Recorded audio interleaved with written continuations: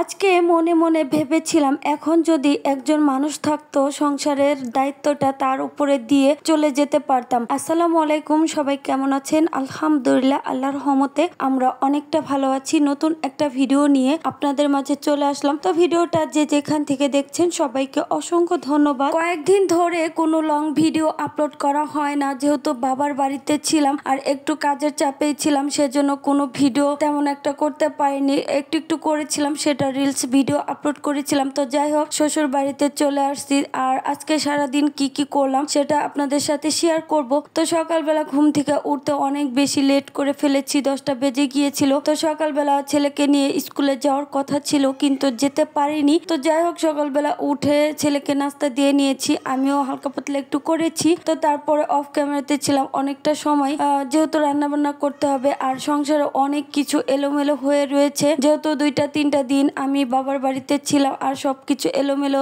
অবস্থায় পড়ে আছে, এগুলো সবকিছু গুছাতে হবে। তো সেজন্য অফ ক্যামেরাতে সবকিছু করে নিয়েছি। তো রান্না বান্না যখনই আমি শুরু করেছি তখনই আমার রান্না বান্না বন্ধ করে চলে যেতে হলো। তো তখন আমি একটু মনে মনে ভেবেছিলাম যে এখন যদি কেউ একজন থাকতো বাসায় তাহলে তার উপরে রান্না বান্নার দায়িত্বটা দিয়ে আমি কিন্তু সুন্দরভাবে চলে যেতে পারতাম, কিন্তু কিছুই করার নেই। যেহেতু সেরকম কেউ নেই, তো আমাকে রান্না বান্না বন্ধ করে তারপরে চলে যেতে হয়েছে বাহিরে। তো একটা কাজের জন্য তো বেশিক্ষণ সময় লাগবে না, আধা ঘন্টার জন্য। তবুও আধা ঘন্টার সময়ের জন্য কেউ যদি থাকতো বাসায় তাহলে কিন্তু সে আধা ঘন্টার মধ্যে সবকিছু করে নিতে পারতো, যেহেতু রান্না বান্না সবকিছু গোছানো ছিল। তো যাই হোক, মাছটা ভাজার সময় আপনাদের ভাইয়া ফোন দিয়েছিল যে বাহিরে আসতে হবে এখনই। তো মাছটা ভেজে নিতেও পারিনি, তখনই চুলাটা বন্ধ করে বাহিরে চলে আসছি। আর আসার সময় তেমন একটা কোনো ভিডিও করিনি, ইচ্ছে ছিল না যে ভিডিও করব। ওভার ব্রিজের উপরে যখনই এসেছি তখন অনেক বেশি ভালো লাগছিল, এত বেশি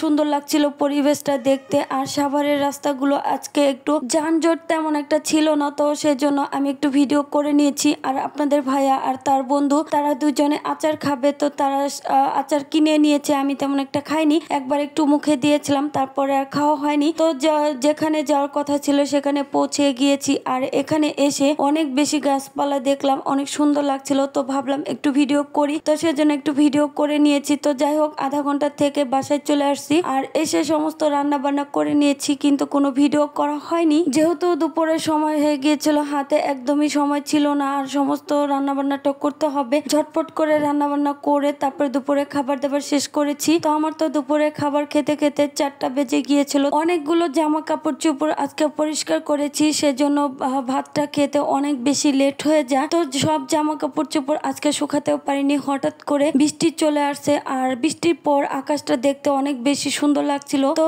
তারপরে ছাদের থেকে চলে আসলাম, আসার পর একটু চিপস ভেজে নিয়েছি। তো যাই হোক, ভিডিওটা আর বড় করব না, আজ এ পর্যন্তই। আল্লাহ হাফেজ।